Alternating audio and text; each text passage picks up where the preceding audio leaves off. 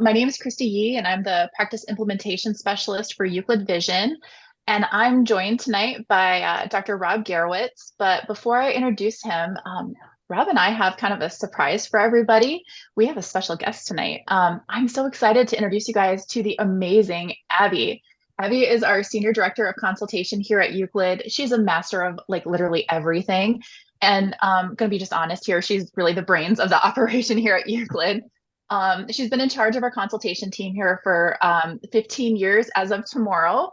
And like I said, she knows everything. And when I asked her to share one of her like fun facts, she said that this is her first position after graduating from college. So she just clearly loves it here too. We love her as well. So when Dr. Gerritz and I started to discuss the desire to have a webinar that was going to center around lens fitting and troubleshooting, we both just knew that Abby needed to join us. She's graciously agreed to kind of hop onto the webinar here at the end to answer all of your difficult questions. So as we're going through this webinar tonight, just be thinking about all the things that you want to know. We've got this QA box. It is anonymous. Nobody is going to see that you are sending us questions outside of me. So don't be shy. If you have questions about lens fitting or about lens troubleshooting, chances are somebody else on this webinar is also going to have those questions. So don't be shy, get those in the Q&A box, and we're going to try to get to all of them at the end. This is really your chance to learn from Dr. Rob and the amazing Abby. These are seriously two of the most brilliant minds when it comes to orthokeratology lenses and just troubleshooting. And then without further ado, I'm happy to introduce my friend, Dr. Rob Gerowitz. He has a private practice in the suburbs of Chicago and has been highly passionate about myopia management for over 20 years. Actually, you know what? It's probably getting closer to 30, isn't it? 30 years in orthokeratology. 24. I mean, yeah, basically since the beginning of Ortho-K. And he's really built his practice around providing specialty eye care. Today, Rob has over 500 active patients wearing orthokeratology lenses, which is just completely mind-blowing to me. And so when you start to think about his passion, he's been a charter member of the AAOMC. He was a founder for Mission Myopia Control. And, I'm going to share this. I think this is like the third or fourth webinar you and I have done together, right? Mm-hmm. And Yeah. so I've been trying to think of something fun to share about you with each one of these webinars that we've done, just so I'm not saying the same things about you every time. And so when I asked Rob, like, what was one thing that you'd want all of our attendees to know about you, is that he is so passionate about myopia management that his wife is actually a little jealous. And I know your wife. I've met her at several of our meetings. Honestly, I mean, I could kind of see that, but honestly, I think she enjoys joining in the shenanigans with you. So, um, again, I'm so incredibly honored to have you guys here, both to discuss Ortho-K troubleshooting and myopia management. And so with that, I'm going to go ahead and turn this over to Dr. Rob so we can go ahead and get started. Thank you very much, Christy. Good evening, everybody. I want to thank you, each of you, for spending time with us tonight. And also, I want to thank the Euclid Vision Group for the opportunity to speak. When things go south in an Ortho-K program, getting out of trouble should take less time than it took to get into it in the first place. Without going too deep into the weeds of Ortho-K designs, I'd like to approach troubleshooting from the viewpoint of avoiding problems before they occur. And so I hope you'll find this talk useful in your day-to-day operations. So what lecture would be, complete without the fine print? Here it is. And let's get into this. To get an idea of what's on patients' minds, we have our patients start their treatment goal at the start of the program, and we write that goal exactly as they said it on their patient agreement form. And I never promise 2020 or that I'm going to stop the patient's eyes from getting worse each year. I'm looking for something that's, functional, like being able to do sports without my glasses, or not needing to have difficulty, or not having difficulty seeing the board, or not having my child's eyes get worse so quick. But no matter what, I'm looking for something that is realistic and functional. Now, can you imagine greeting a patient walking into your exam room with the following question? Hi, are you seeing 2020? Of course not. Yet this is the yardstick most parents use, and some parents have even printed up online acuity charts and they post them in the kitchen and they have their kids look at these every day to see how the kids are doing and by extension, how you as their doctor is doing. And so instead of asking the patient, hey, are you seeing 20/20? I'll say, hi, how are you seeing? That's what I call the key question. And it happens at the start of every visit. And I'll always record their answers. So I have a record of how the patient is doing. And then after a while, you'll get a sense of how they're doing by what they say. If I get a great, fantastic, perfect, all that, then I know I'm on the right track. But if I hear the patient say, "Well, it's okay," then I need to know that I have to dive into it a little bit more thoroughly.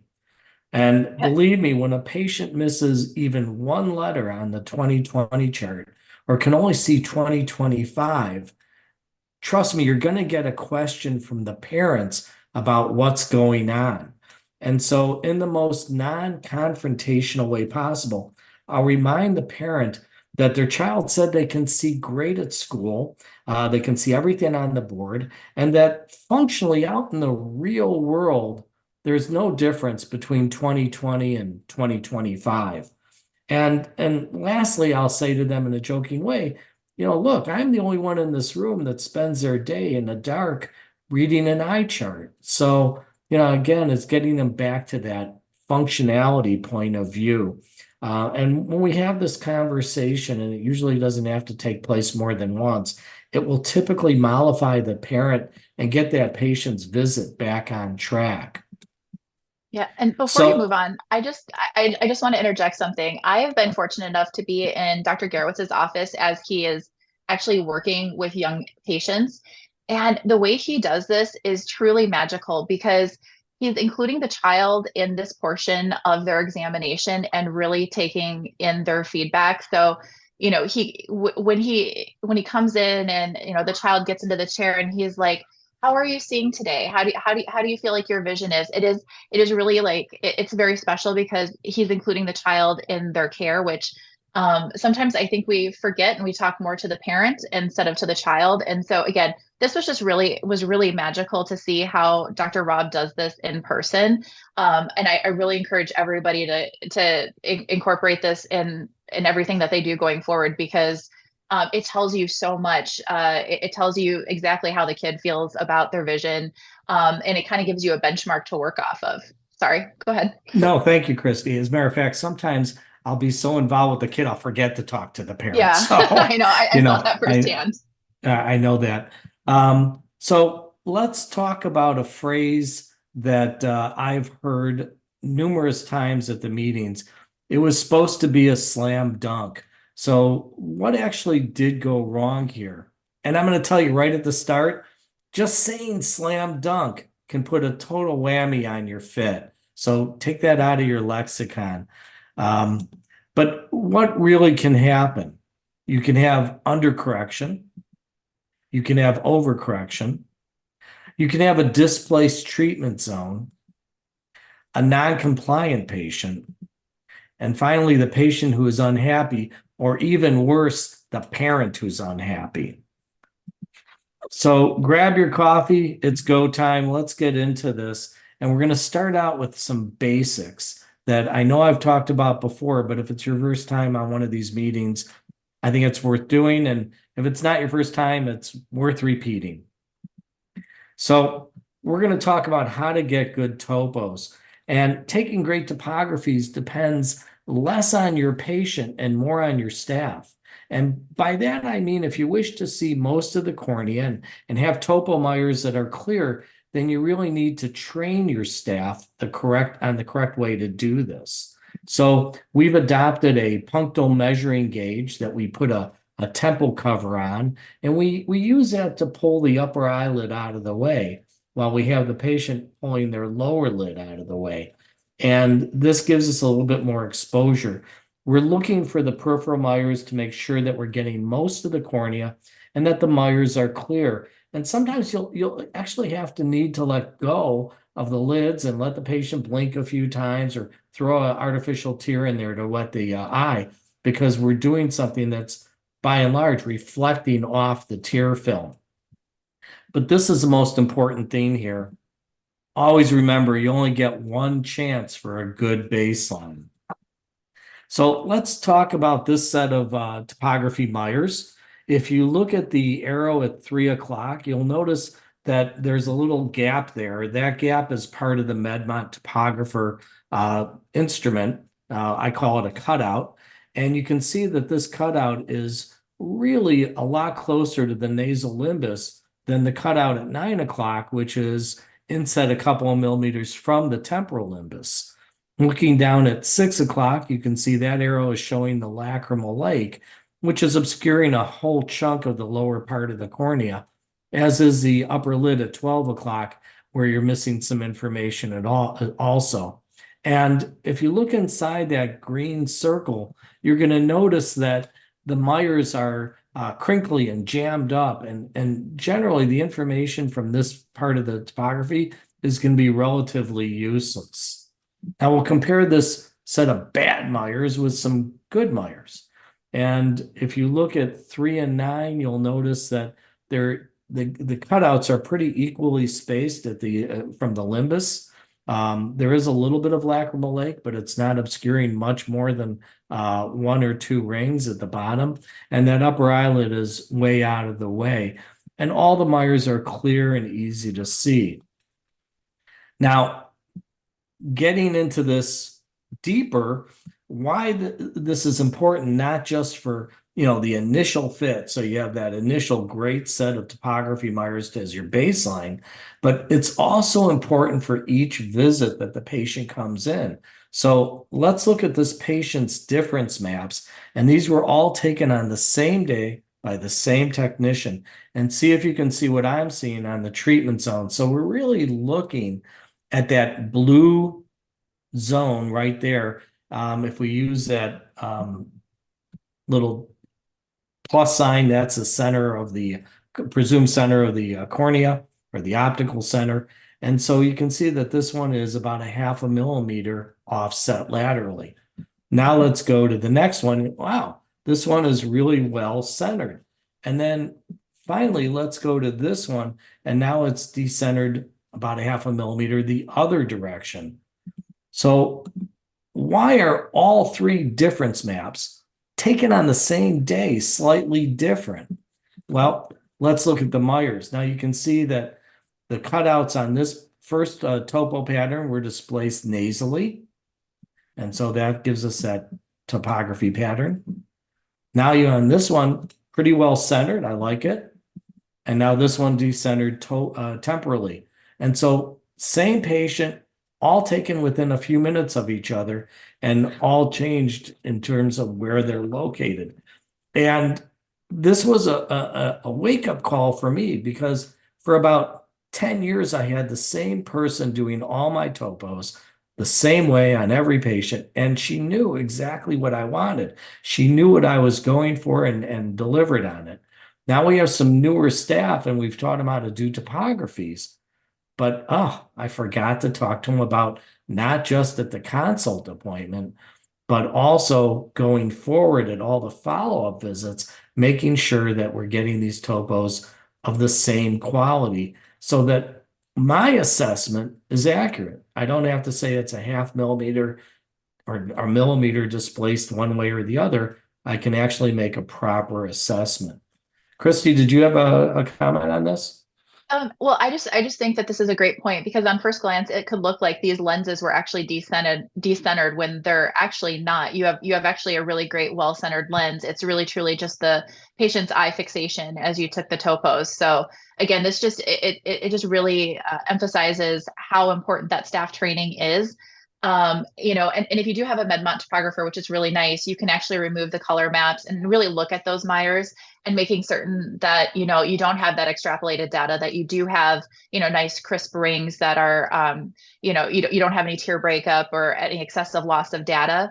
And then from just the Euclid perspective, and Abby, who's she's off right now. will really appreciate just the effort that you and your team have put into trying to capture as much of the cornea as possible. In consultation, specifically, they get a lot of topos where there's a lot of upper lid or lower lid interference. And unfortunately, when we're looking at those 8 mm cords, when we want to determine things such as like if we needed to do a toric lens for your patient, when that data is missing, it can be really hard for our consultative specialists to make those types of determination when we only get half the data. So again, to Rob's point, really spend some time and train your staff how to use the equipment.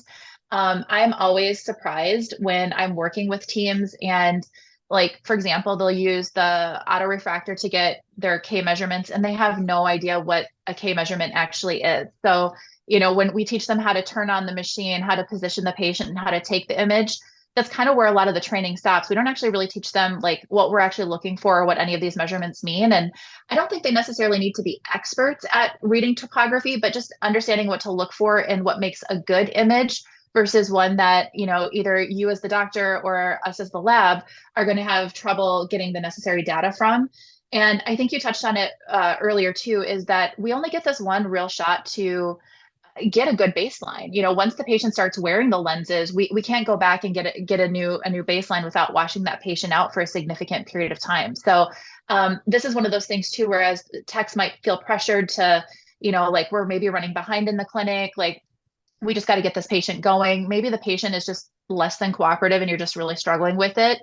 Having that patient put in an eye drop, putting them in the lobby, letting them sit for a few minutes, take your next patient back, and then go back to that one. The extra time investment that you make on that patient up front is ultimately going to pay dividends for you as the provider at the end of the fitting when it comes to not having to troubleshoot lenses that are maybe ill-fitting because we didn't capture great data from the start.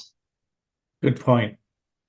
Now, if you've been to some of the wonderful lectures that were given at the American Academy of Orthokeratology and Myopia Control, this map is very common for what is presented. And why shouldn't a lecturer use a map like this? I mean, for this child who's a progressive myope, this map is downright perfect. It's a pretty picture. The blue central treatment zone is well centered. The reverse curve in red is within that pupillary margin, and everything looks pretty symmetrical. But is this representative of what's going to happen day to day in your practice? Well, unfortunately, no. So sometimes you just can't change a patient's treatment zone, and sometimes it just doesn't matter. So this is an Ortho-K patient of mine, and let's review it a little bit. -5 with a little sill and -6 with a little sill. So not your typical 150 myope. This is a little bit higher range with very flat corneas. So, there's a limit of how much you can flatten a hole. And so this is a pretty flat eye. But at the last visit for this patient, he's 20, this is uncorrected acuities, 25 plus, 25, and OU 20 minus. But here's the kicker. After 8 years, no progression. So most orthokeratologists would look at this topo and say, wow, Gerowitz did what we call in this country a truly crappy job. Or I can center that treatment zone. What's Gerowitz's problem? Or are we really taking advice from this guy? Well, this is how I respond to those critics. Early on in my Ortho-K career, I was moaning to one of my mentors that I wanted to redesign the patient's molds because the topos weren't particularly well-centered and they were a little irregular, not perfectly symmetrical. And I was getting ready to do, this redesign consultation. And she asked me, how did the patient feel they were doing? And I looked back to the key question and what I wrote was great. And then she said, well, how are they seeing? And I said, 2020 right, 2020 left, and 2015 OU. And what she said next has stuck with me ever since that day. And she said, remember, Rob, we're in the business of clearing vision and slowing progression, not making pretty pictures. Yeah. So, Christy, what maps do you use? Yeah, so before I go to that, I just want to like emphasize that too, because I did something very early on in my career too, where I was trying to make a GP lens a beautiful fit. It was on a diseased cornea, and I made like four or five adjustments trying to make that perfect fit. And finally my mentor came in and she's like, the patient is seeing well, the patient is comfortable, the cornea is healthy. What are you doing? Stop making this patient come back to the office. All you're doing is wasting their time and our money with lens exchanges. So you know, it was a learning experience for me too. And it all comes down to that key question again, how is the patient doing? You know, if the cornea is healthy and the patient is seeing well, you know, sometimes that's it, your job is done. And it isn't always going to be that textbook perfect that we all talk about in lectures. So again, I think it's something that we've all done. We all want to make it look pretty. But again, it's not serving you as the provider in your chair time. It doesn't serve the patient in their time. So again, sometimes it's just time to be done. As far as maps, there's two maps that I primarily use. I use the axial and tangential when I'm fitting orthokeratology. When I'm starting out, I typically rely on those axial maps. Axial maps are really going to give us a great idea of just that overall corneal. It gives us the power, the shape of the astigmatism, kind of where that astigmatism is located. Um, and it'll give you power changes too. But when I'm actually trying to assess the fit of a lens and I want to know more about what that lens is doing on eye in a closed eye environment, I typically go more towards that tangential map. The tangential maps are really going to give us true data as far as like that overall corneal shape, and especially as we get further out from center. And then oftentimes I will use a difference map, and those difference maps tell us a lot of like, you know, from your baseline to where you are, you know, today in the treatment process. And so this is an axial difference map. And so this is a really great example of a 4 diopter patient. You can see in the upper left-hand side, there is a pre-treatment scan. The patient's a -4. And then on the bottom, you can see that this is kind of that post-treatment. And when you look at the difference map in the center, you can see that we've achieved approximately a 4 diopter power change for this patient. Um, this is great to know, like, again, how well centered it is and the treatment zone size, but I typically like to go to tangential when I'm, again, evaluating some of those things. So I will look at here, like my reverse curve, you know, how well centered is this? I'm looking at the pupil, is my treatment zone and my pupil in line, and just making some determinations from there. This one is actually pretty good, but sometimes when you go from the tangential and the difference maps, you do need to adjust your power scale. I probably should have done that for this one. I did have a little bit of data fall off there at the bottom.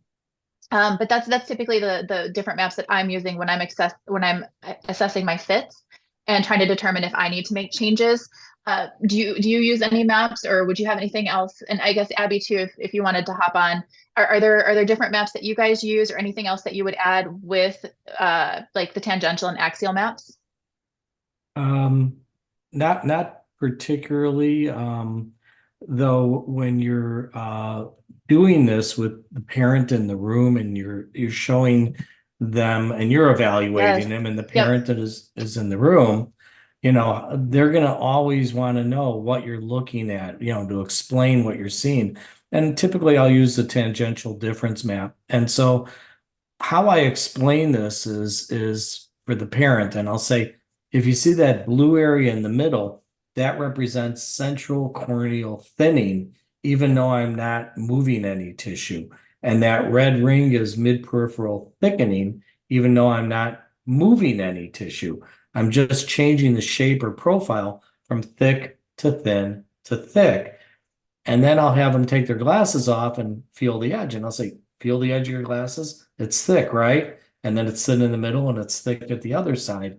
And that's the optical profile that makes all this work. Yeah, so I've also used tangential for describing what I'm doing to parents, or doing to the child to the parents rather, and I've always just called it a donut, and I've just referred to the donut as kind of that's where the magic is happening, and this red circle here, this donut that we're looking at, this is where all the magic is happening. This is what's changing the way light focuses on the back of your child's eye. And this is what's causing that reduction in the eye growth. And so I've positioned that a little bit differently, yeah, I think it's important that the parents have a good idea of what we're doing. And these images, especially as you're looking at the difference map, really show like significant changes, especially when we look at the tangential. They can really appreciate the difference that we've made over the course of, a few weeks to a month. So I love all of that, guys. One thing I might add is just that another map that we can find very helpful in consultation and can be really great for reviewing your initial fits prior to putting them in Ortho-K is the elevation map.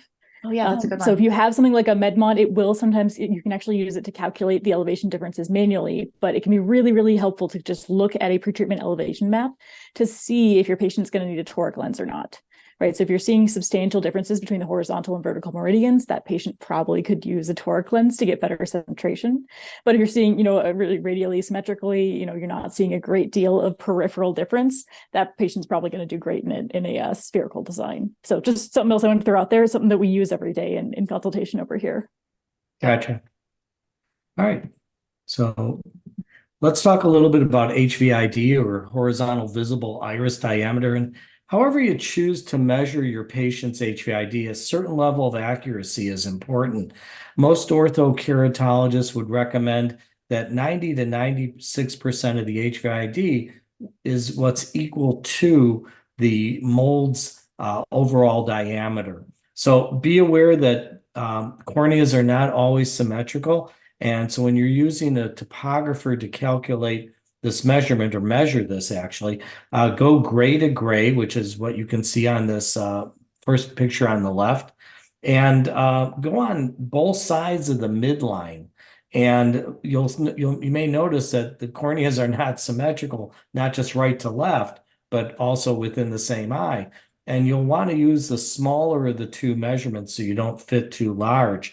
Also, and this is something that it took me a while to learn, you may work with kids that have a particularly narrow vertical fissure. And I don't even measure these, but just looking at the child and handling the lids, you can see that, maybe you calculate an 11.0 overall diameter for the mold, but that child is not going to be able to really handle anything bigger than a 10.4. And so you have to take that into account so that you're more successful with the I&R aspect. If they can't get it in, they're not going to get the benefit of the treatment. Chris, do you have anything to add on that?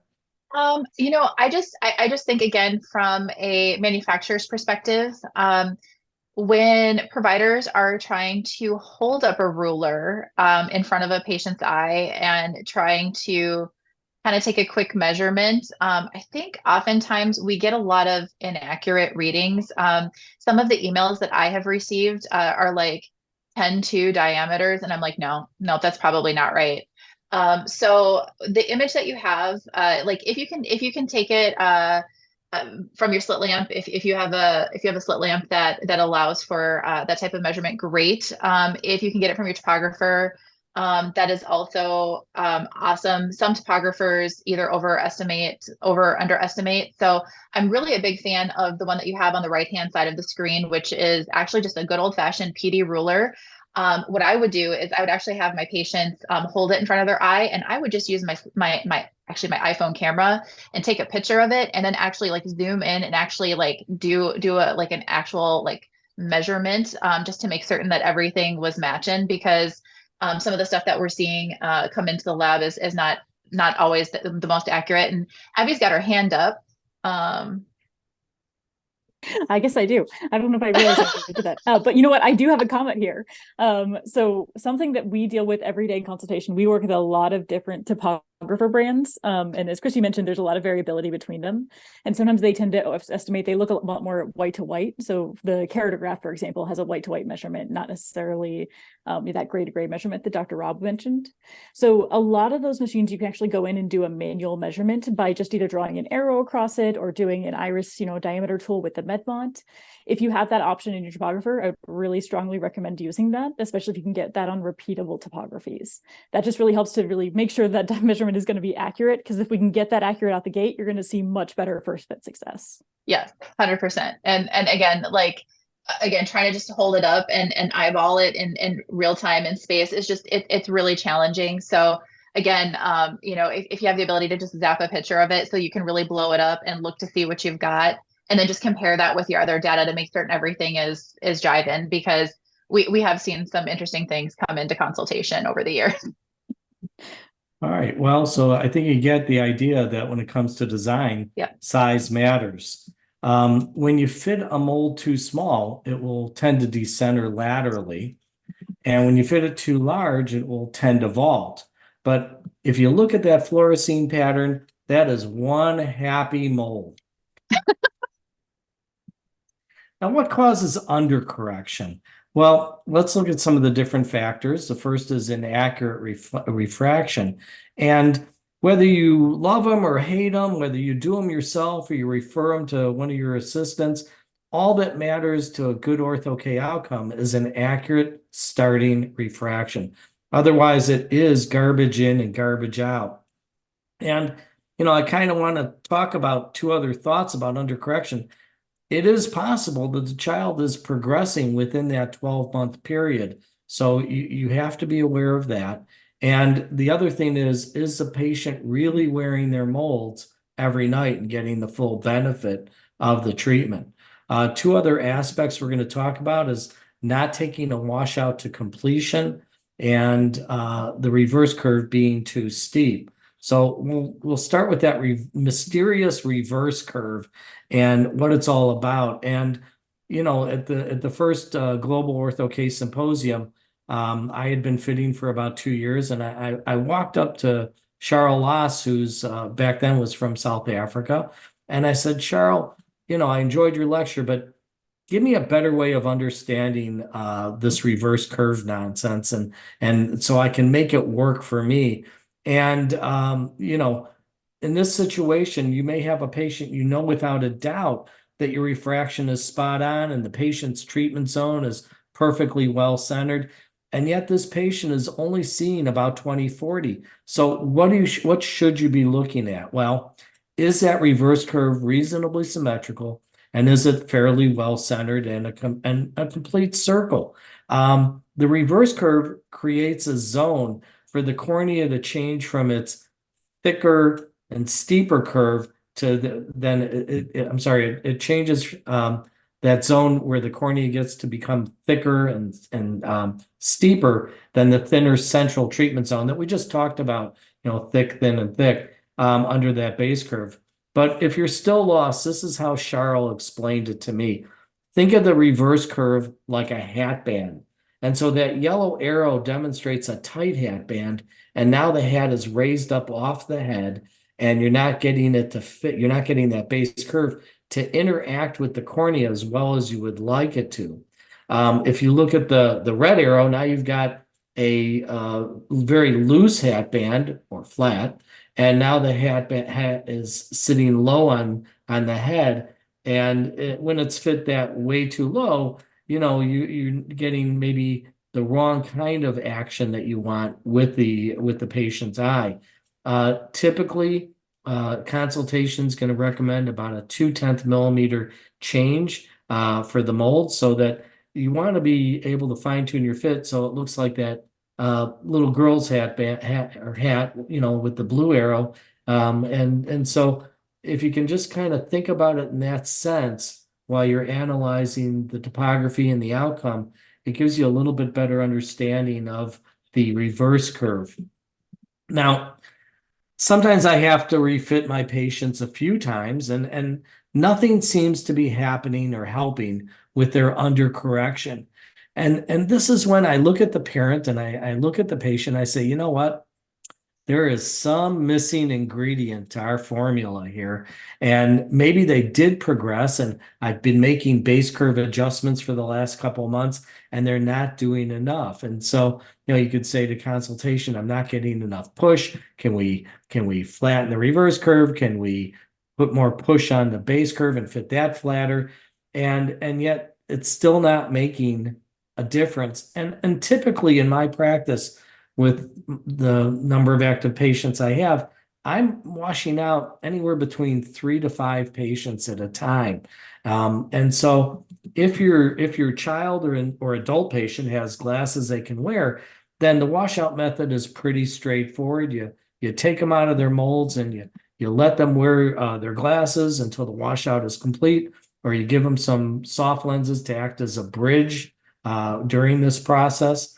If they don't have glasses or they're not willing to wear soft lenses as a bridge, maybe they feel they're too drying or whatever, the washout becomes a different problem, and the process becomes much more complex. And so I will have them wash out one eye at a time. And this is for these patients that don't have glasses, don't want to wear them, don't have soft lenses, don't want to wear soft lenses. And so what I'll do is I will take their non-dominant eye and I'll say, stop wearing that as of now, but you can keep wearing your dominant eye mold. And we'll continue that process as long as the patient can handle the aniso. Now, once the non-dominant eye has reached a baseline, I'll refit that eye. And then I'll say, okay, now stop wearing your dominant eye, and we're going to treat that eye. We're going to wait for it to wash out to completion. And yeah, this does take extra visits. There's no doubt about it. And one of the times that I have to do this more than ever is when I have adults that are over 50. And this happened to me not once, but twice. When I hit 57, no matter how I changed my design, I could not get the vision I wanted. And so I did wash out one eye at a time. And I found that there was actually that, second sight, the reduction of myopia for distance and increased need for near.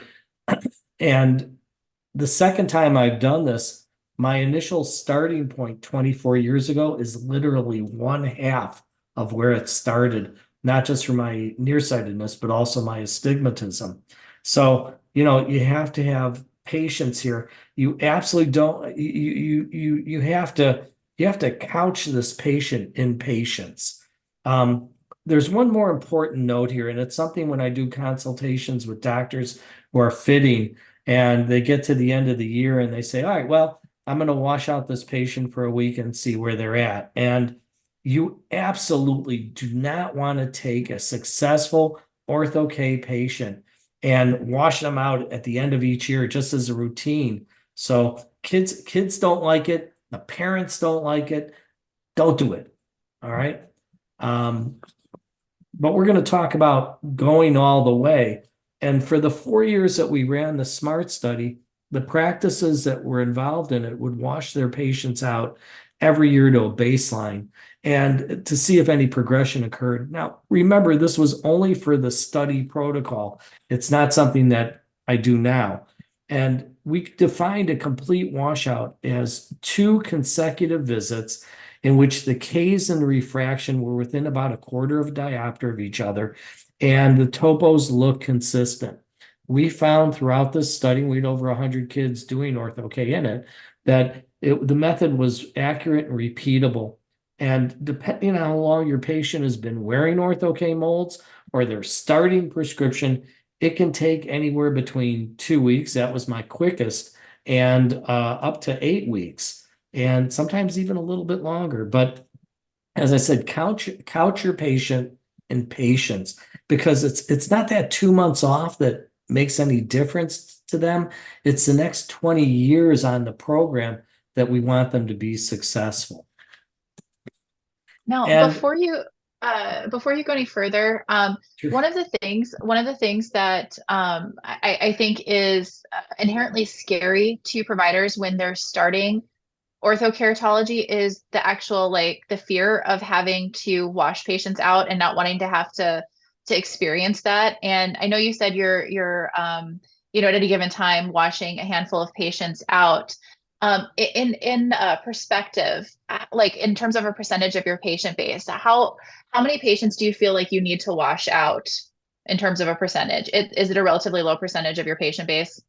Exceedingly low. I Yeah. mean, I don't wash out every patient. I don't feel I need to every year. It's just when really it's for kids, it's when nothing else is making sense. And I've tried refitting and refitting and refitting, and I still can't get a simple fix to work, or even a complex fix to work sometimes. And it's in this case that I feel I have to do it. And that it always starts with a conversation with the parent, because keep in mind they've come to see me during this process, and the child has picked up a new set of molds.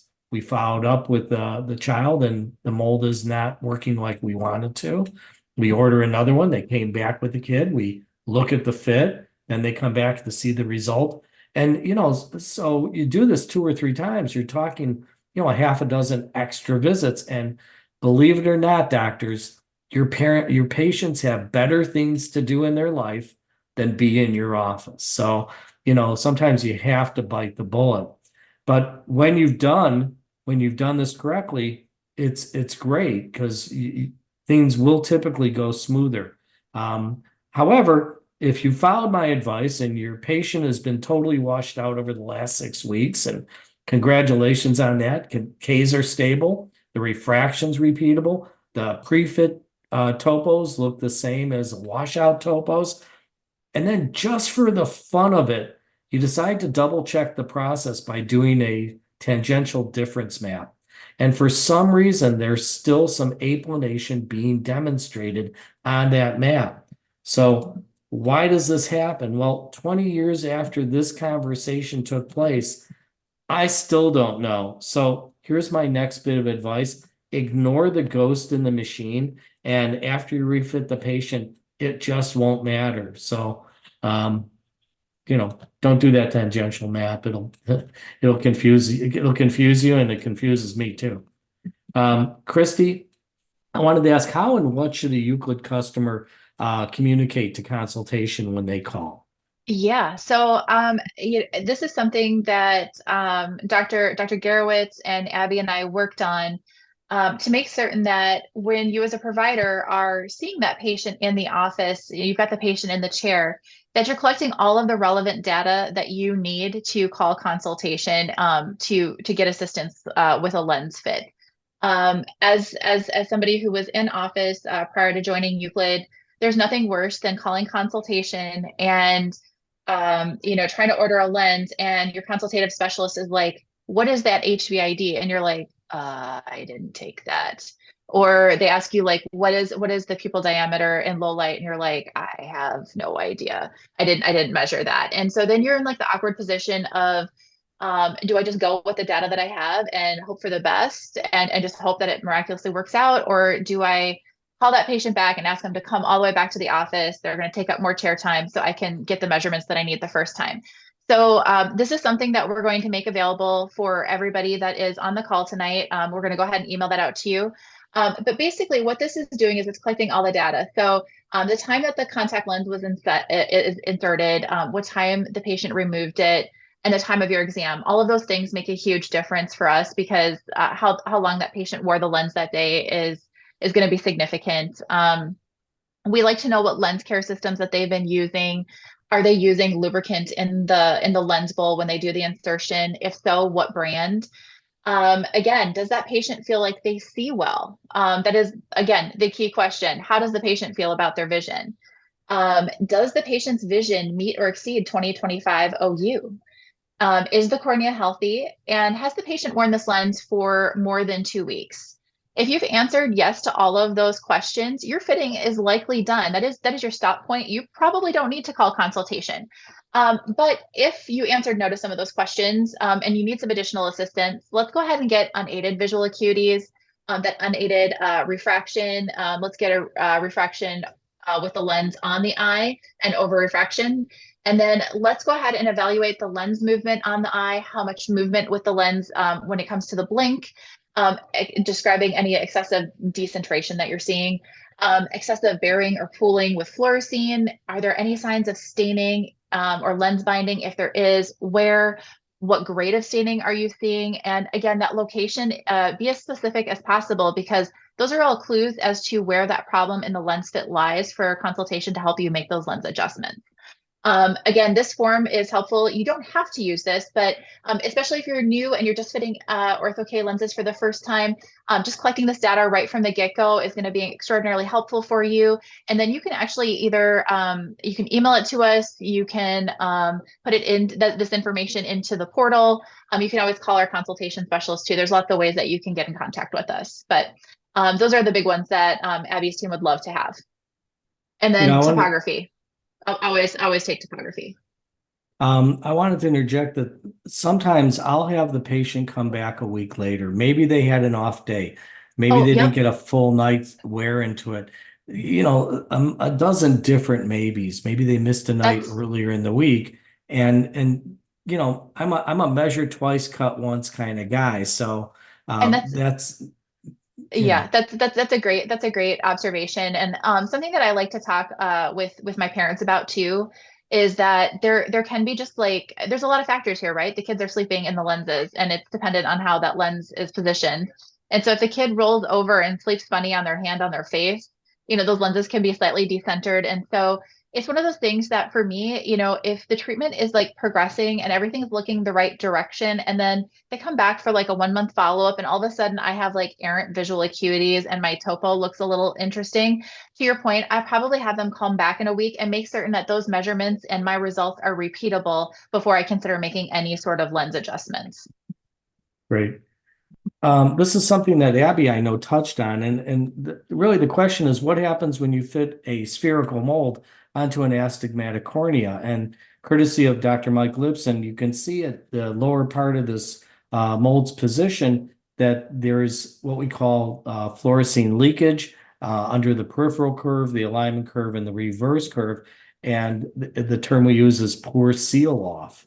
And when you take the same eye and you fit with a toric design, toric alignment curve, you get that good seal off. Now, if you've never fit a toric, this is the best way to think of it. Think of fitting one mold horizontally and one mold vertically, except it's all in the same mold. And if you look at it from that point of view, it's not as daunting. But always have a plan B. And so this is a case that I wanted to present. It's low cylinder with moderate elevation difference, in which I decided to do a refit. Let's look at this patient. They've got -75, -50 refractive cylinder, but they have about a diopter and 3/4 of corneal cylinder. So we're going to I want to explain how to get these elevation differences. And so you use the elevation map, and then on the Medmont topographer, go to the analysis details. Now, other topographers may have a different way of doing this. I think Medmont is probably one of the more common ones that doctors are using that I've experienced in conversations. So go to the analysis details, go to you want it to be in an 8mm cord, and hit the steep button, and then look at the number under the weighted average. And don't ask me what weighted average means. Randy explained it to me. I still don't understand it, but you want to look at that number. In this case, it's 1155.2, round down to 1155. And then on the flat meridian, it's 1121.7, round that up to 1122. We'll do the same thing on the left eye, 1152 here, and 1119 here. And then it's just simple arithmetic. You subtract those two elevation differences. Oddly enough, for this patient, it's a 33 micron elevation difference for both eyes. Now, truth be known, this case came up about a week after Euclid came out with their toric design. And I still was a little bit of a novice when it came to fitting a toric design. So I decided to fit a sphere. We dispensed the mold. The patient was seen 2015 with it on. It had good fitting characteristics, maybe a little bit more movement than we want. But then we went to day one, and you can see that the patient, the key question, the answer was they're seeing good. The right eye is definitely not as clear as the left eye, but still 20/25 plus, and the treatment zone was well centered, good bullseye pattern, and it was clear without SPK for the cornea. Here's the difference map on the right eye, and most people wouldn't think of a problem here when you see that difference map. The treatment zone is centered, it's establishing. The red ring for the reverse curve is also establishing. Looking at the left eye, maybe a little bit of a small island there, and the reverse curve is establishing itself as well. Now let's go ahead to 1 month. And I said, well, how are you seeing? Good was the answer. The right eye was still at a 25 range. But the left eye had improved to 20/15. Doing an over refraction over the naked eye, we have -50 to get them clear. So I decided to look at the difference maps, and this map even looks worse than the day one map, in my opinion. And the left eye looks a little bit better, slightly about 0.5 millimeter off center, but very acceptable. Now, I wanted to learn from this experience, so I refit both eyes in a toric design. Again, it had 33 micron elevation difference. And when we dispensed it, it was looked at, and it was a good fit, good bullseye pattern, good seal off, good vision through the design. And at the end of 6 weeks, now the right eye has improved a full line. The left eye has not been done any worse than before. But the patient feels like they're seeing better. And they're the only ones that know how they're seeing. And so we look at the right eye difference map. Now that's a difference map that's going to slow progression. And the same thing with the left eye. And if that's one of our goals, which in my case it is with kids, we want this kind of difference map. As Christy said, the magic happens under that red ring. So calculating elevation differences is critical to good design. It's okay to err on the side of caution and use a toric design. And fit warranties are a good idea. And don't forget to charge a little bit more for these patients, because these designs cost a little bit more.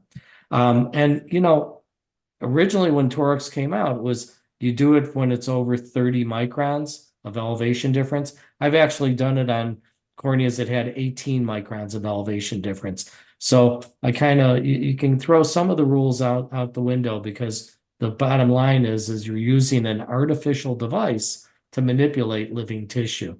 And by the way, that's a picture of the mathematician known as Euclid. And just to echo what you just said there, Euclid has also gotten a little more proactive with our use of toric lens designs as well. So, and Abby, you can correct me if I'm wrong, but I believe our threshold now is pretty much 26 microns of elevation difference. We're pretty proactively going after toricity in the alignment curves. Yeah, absolutely, Christy. 25 is where we have our cutoff. So if we see a minimum 25 microns, we're going to recommend a toric from the jump. All right, good. Well, I want to try and get through this last bit of information. If I go past 8 o'clock, I'm sorry, not sorry. I think it's good stuff. But when it comes to my basic fixes, I like to keep them basic. So for your approval, I'm going to give you the lion, the witch, and the wardrobe. To quote a famous TV doctor, patients lie. Did you wear your molds last night? Yes, of course, doctor. And so this is his day one visit, and that's a pretty good day one looking topography. The patient is seeing clear, everybody's smiling. But let's go to day 7. And you can tell that this patient has not been wearing his molds. Don't be like me.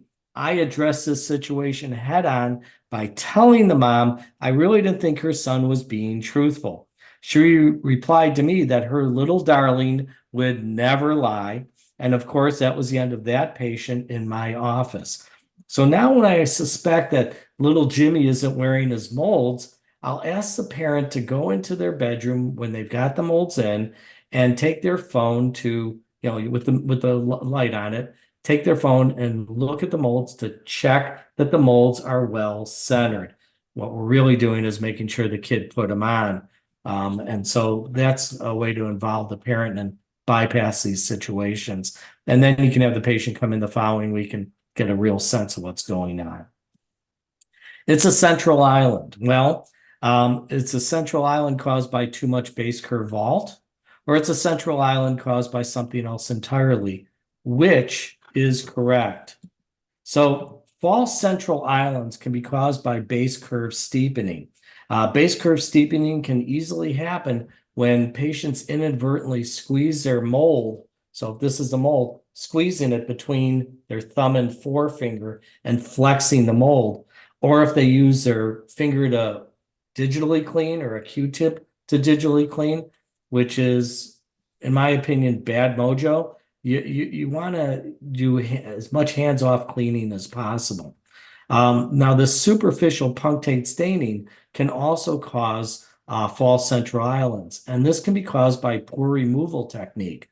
Now, this is something that gets discussed in the hallways of the academy. Whether you use fingers or a suction cup really is a matter of choice. Personally, I like digital removal because I've never had a patient lose their suction cup at 6 o'clock on a Sunday morning, unlike the plunger situation. But the important thing here is whether or not you're using the fingers to remove the mold or you're using the plunger, you have to break the seal. These molds, they adhere to the eye, and partly because of their design, partly because of those crazy mucopolysaccharides that are all boogery, but when they just rip it off like a Band-Aid, I promise you they're going to pull cells off. So what we do is we have them put an artificial tear in each eye, and then I'm going to get really close. You have them press into the eye with the edge of the lower lid. You're using the lower lid like a spatula, and so you're pressing in right at the lash line, in and up, and that pushes the mold and gets everything moving. So we call that breaking the seal. And it's the first thing that patients forget all the time. So make sure you're constantly reminding them of that. Base curve buildup is very common because of the curves of the molds. ProGen deep cleaning, I think at the 6-month visit is a must, but we have some parents and kids do their deep cleaning at home as often as once a month.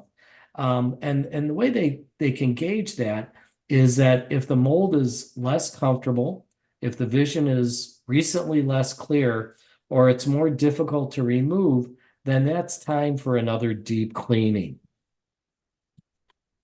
Now, this is the other witch. And if we look at the topographies on the left, that's what John Mountford coined as a smiley face. The treatment zone is a little bit superior, and when you look at that reverse curve, it looks like a smile. So when you see that, a smiley face on the difference map, you want to steepen the alignment curve, smiley steepen. On the topography on the right, you can see that the treatment zone is a little bit low, and you can see that that reverse curve at the top is like a frown. So when you have a frowny face, flatten the alignment curve, frowny, flatten. Now, what's really in that wardrobe? Are they using cotton swabs to clean their molds? Is the patient really using the correct solution for their molds? And I've had this happen more than once where the patient, we use Clear Care, they stop changing out their case. Even though they're getting multiple cases with each bottle, I don't know what they're saving them for. I don't have a clue, but make sure they know to start a new case with each bottle. Are they cleaning their molds every day?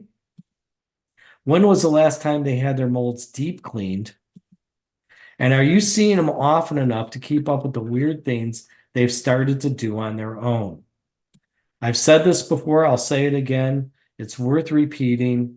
Oops, sorry about that. I'll go back, assuming I can find my mouse. Find yourself a mentor and use the Euclid consultants as a valuable resource. Now, Voltaire said, perfection is the enemy of good. So I'm going to tell you my criteria for day one success. Was the patient able to put their molds in the night before? That's a big deal. What technique did they use to remove their molds that morning? Did they use finger or plungers? And did they break the seal? As I said, this is the first thing that patients forget, and you always have to remind them of breaking the seal. Now, according to a recent Facebook survey, do you have your patients, Ortho-K patients, wear their molds to the day one visit, or do you have them remove them that morning and then come in? 10 doctors said they have them remove at home, and 6 doctors said they have them removed in the office. So when we asked the 6 doctors why they have them removed in the office, the doctor said that they wanted to see where the mold positioned while the patient slept. Well, I'm going to tell you what you're going to see at that patient the next morning if they wear the molds in after they've been up for 45 minutes or so. And you're going to see an uncomfortable patient, you're going to see SPK, and you're going to see a fairly tight fit. So Ferris Bueller, I like that. Ferris State did a study, and there is no difference as regards to the treatment outcome, whether you have them remove them at home or remove them in the office. And since you're going to do a difference map anyways, that's going to tell you exactly where those molds were all night long. Now, a lot of doctors make changes to their molds, their mold design too soon. And the things I want to say to that is let the mold do its job. And don't rush to make changes. As long as the VA is improving and the cornea is healthy, wait this out. When I first started, I didn't know any better. So I had the design and I refit. Guess what, folks? I wound up back at the first design. So let the mold do its thing. Now, I want to define what a successful Ortho-K fit is from my point of view. So how does a patient feel they're seen? And so when you're doing this key question, you may get a number of different answers. Clear, good, perfect, no problems, thumbs up. Those are good responses. Is the cornea healthy? When you see the cornea through the slit lamp, does it look clear? Is there a little bit of SPK? Okay. Is the SPK related to their child's lashes going inwards? Very common with a young Asian eye.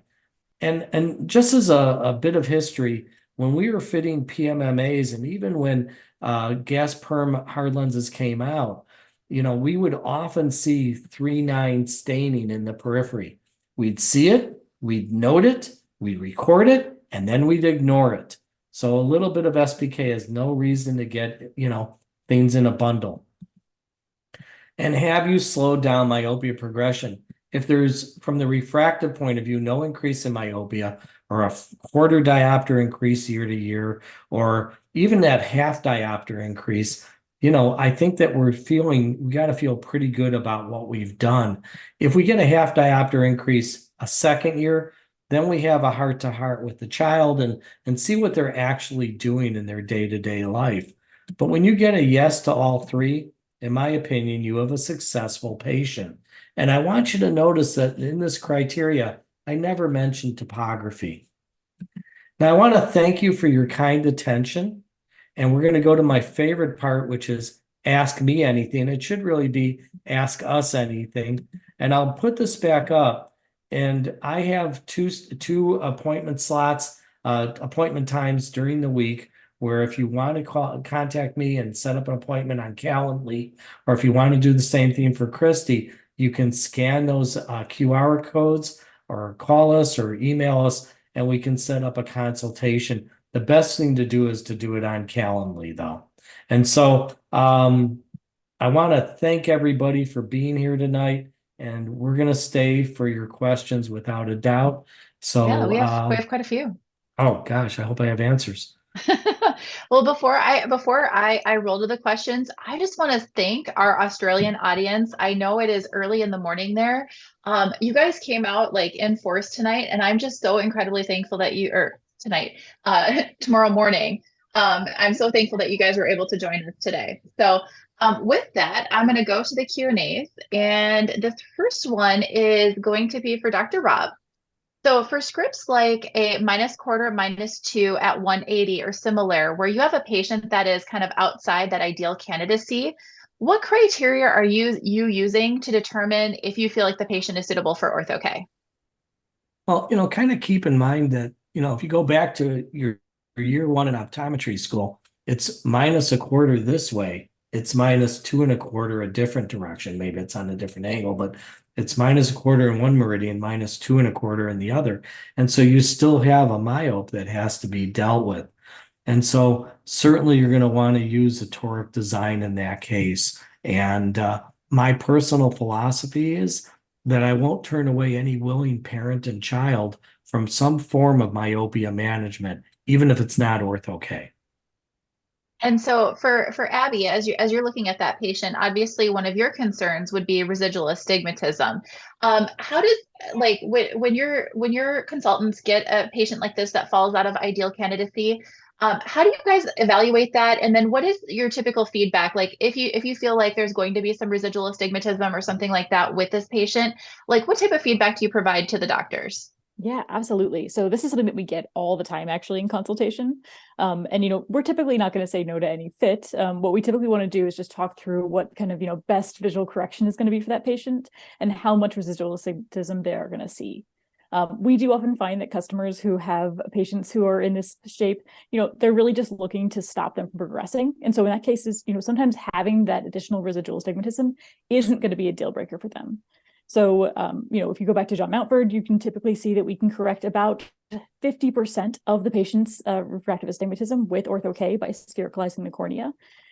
It does get a little tricky when we're talking about, maybe having a diopter and a half of corneal astigmatism versus very little spherical error. So in those particular cases, what we'll normally recommend is doing a spherical equivalent for the target. So you'll get a little bit more overcorrection on the actual, end results, but you can get better correction of their actual astigmatism and hopefully a better result for the patient all around. And then, Dr. Rob, you were talking about white to white versus gray to gray. What is the difference? Well, on the MedMod topographer, and it has the ability to look at 4 maps at once, and then you can highlight the Meyer pattern, and that's where you do your caliper measurement. On the MedMod, it says ruler. And what I use is the thought about what is a limbus. It's a junction between the clear cornea and the opaque sclera. And so it's not just where it's cornea and it's not where it's white sclera. It's in that junction, that limbus, which is kind of gray. And so that's what I use, is that gray to gray measurement. Perfect. And I have another question for you, Dr. Rob. How long would you suggest a full washout in a patient who is willing to wear specs?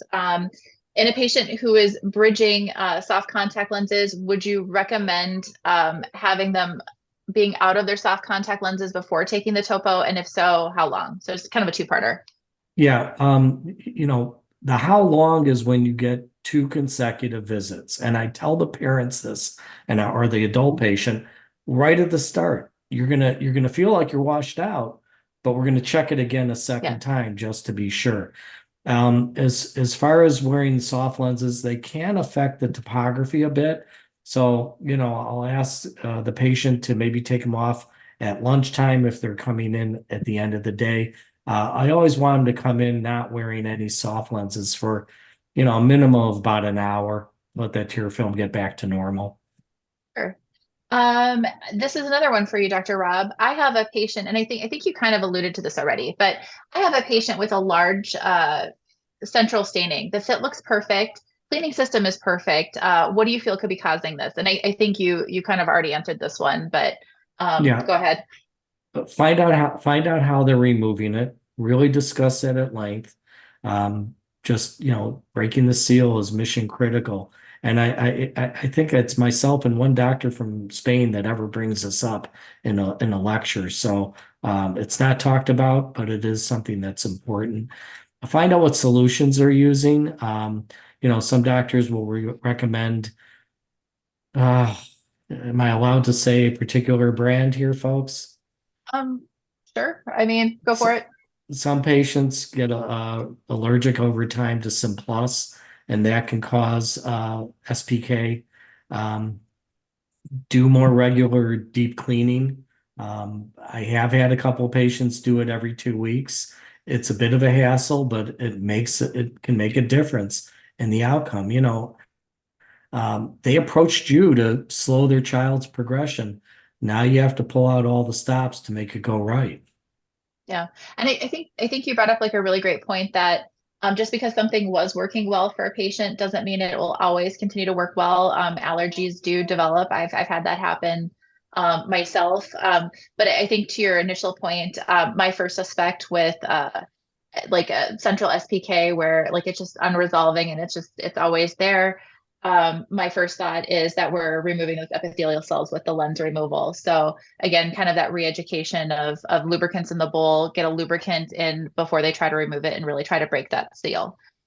So I have a doctor on that would like to know if there's deep cleaning options in Canada. I unfortunately don't have a perfect answer for this, Dr. Rob, do you?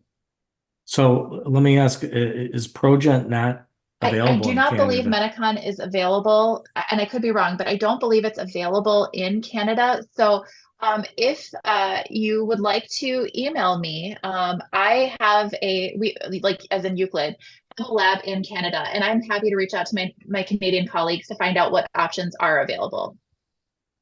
Yeah, I So see bootleg Progent in the trunks of very fast cars in my mind right now. That's how my mind works. I mean, given how valuable a Progen is, I can see it. I would do the black market for that, right? they might, I mean, they might be able to get it on Amazon. I don't know exactly know how that works, but yeah, for reputable stuff, if you email me with your contact information, I'm more than happy to reach out to our Canadian colleagues and find out what might actually be available. So Abby, this is a great question for you. How often do you recommend that patients replace their lenses? Oh, that's awesome. So we typically recommend yearly, and I know it's because we're the manufacturer. We're going to tell you yearly. Obviously, we see a ton of variation. Just from practical reasons, you maybe not get the chance to come in and have that do that yearly replacements. But I will tell you that it just seems it's like great opportunity to check in on those patients, make sure that you're getting them back in the office, checking on all those things Dr. Gerowitz had said, and making sure they're not using crazy methods to clean their lenses or not cleaning them at all.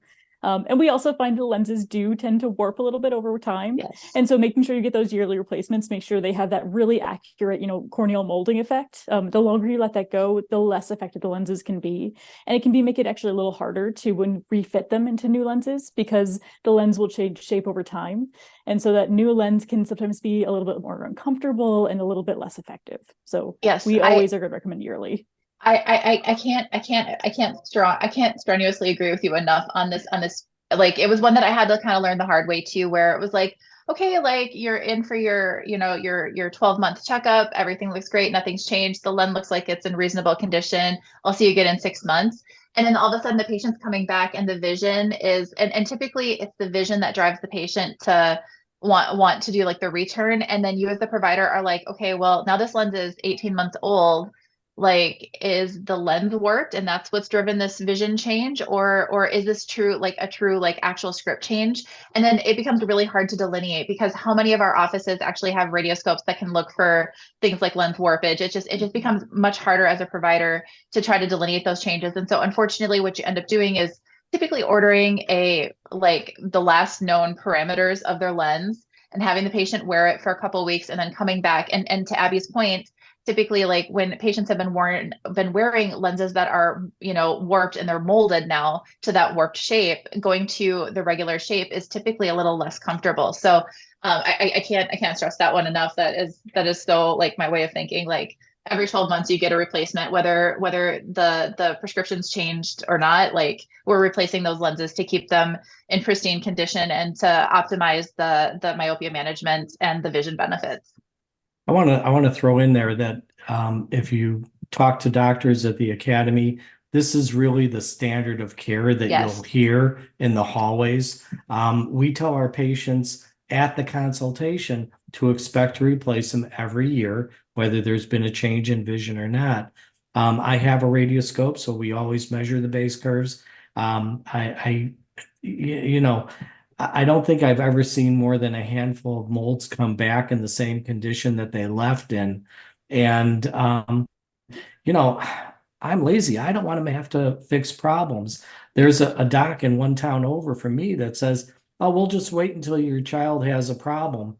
And I'll tell this to parents and they like look at me and I'll say, yeah, right. I never want your child to have a problem. We know that they'll be more problem free if we replace them on a yearly basis.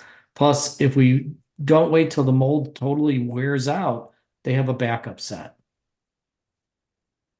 Okay, so Abby, I believe this one is going to be for you. When looking at the tangential curvature map, is it good to detect small corneal abnormalities? Oh, that's interesting. So yes, I mean, if you're going to be looking at any map on your topographer, that's going to be the map you want to use. And that's just because the tangential map is going to look at more specific curvatures on the actual cornea than the axial. Axial actually uses a more generalized rounding system to display those curvatures. And so it's not going to give you the kind of detail that you need whenever you're looking for those kind of very specific anomalies. So I would say if you're doing any kind of like detail specific, investigation, tangential is always going to be the way to go. So Dr. Rob, if you have an increase in axial length with Ortho-K, do you ever just change the treatment area of the Ortho-K or just add another treatment option like atropine? Great question.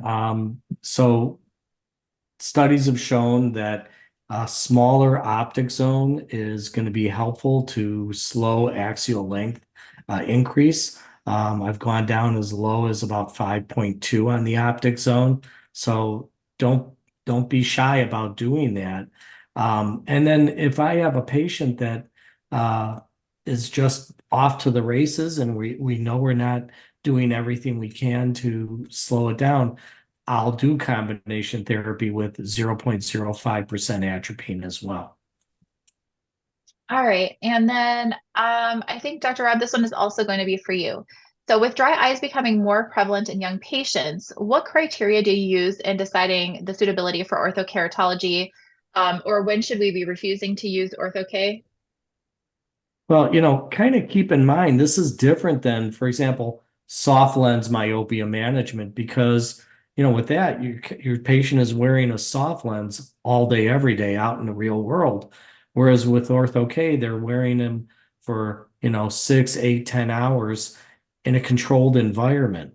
So the dryness aspect is going to be less of a problematic factor from a comfort point of view. But, absolutely treat dry eye in children. There's no reason not to.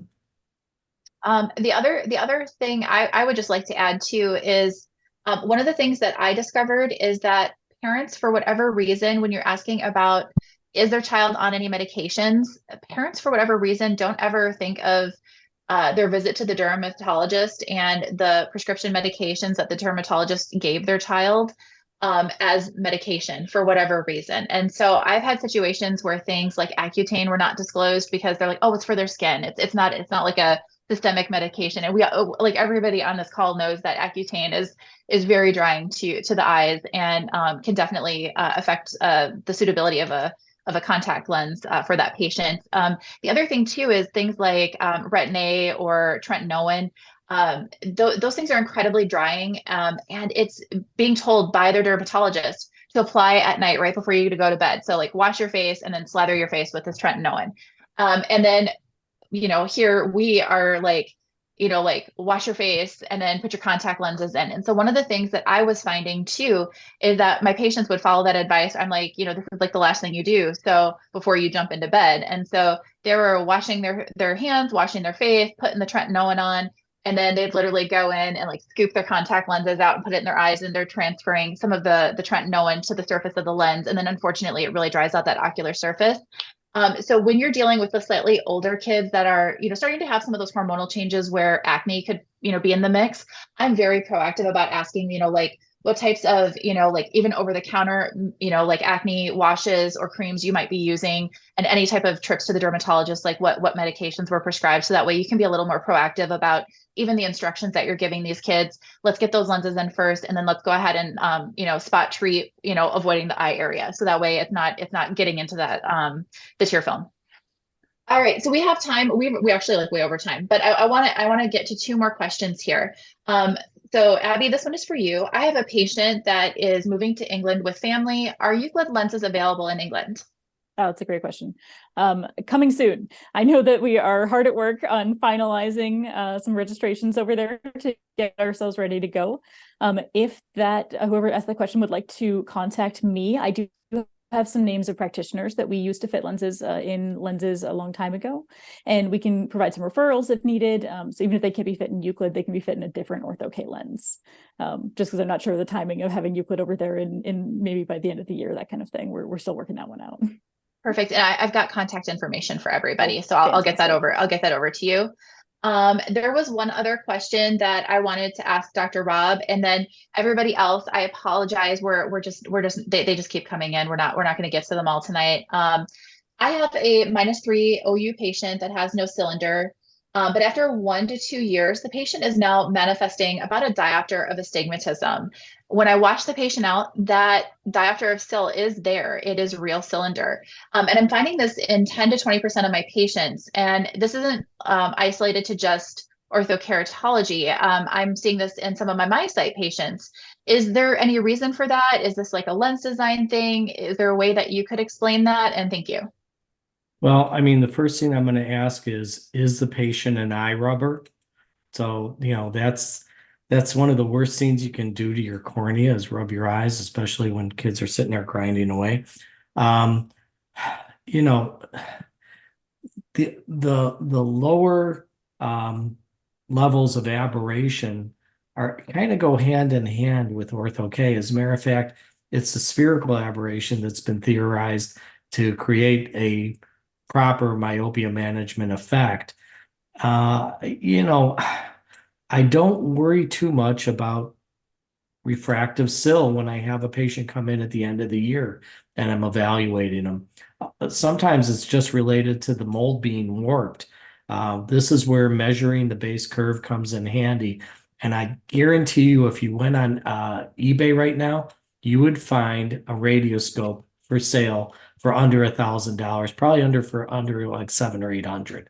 So they're not expensive. They are available. You just have to hunt them out. But whenever I have some refractive cyl come up at the year-end visit, a lot of times it's related to the condition of the molds. But it's just part of the design of these that you're going to occasionally get this refractive cyl that wasn't there before. So again, have you slowed down their progression? Because that little bit of refractive cyl is a small price to pay for not having a 26 millimeter axial length. Yeah. And to that, like, I think you made a good point with, like being suspect with, are we, at risk for, like corneal ectasia or things like that. But the other thing too is like, depending on the age that we're starting these kids at, I mean, some of them we start, kind of young. And I've never like, I guess like for that low cyl that's developed, just sometimes I think these eyes were just going to have some astigmatism that, we just got them before that had developed, and it's just a natural part of their eye and just the changes that have happened. So I've never been too worried, like especially with my soft lens patients, if I've got a small amount of corneal cyl that has popped up, I just go forward. Sometimes that means I need to switch the modality, especially in a soft lens. You can, with a soft multis, you can, pretty much mask about 3/4 of a diopter reasonably well, but anything beyond that, you are going to start sacrificing vision. So, for some of those soft lens kids, that's where I start having those conversations where it's like, we might get better results with the orthokeratology lenses just because we can address that a little more effectively.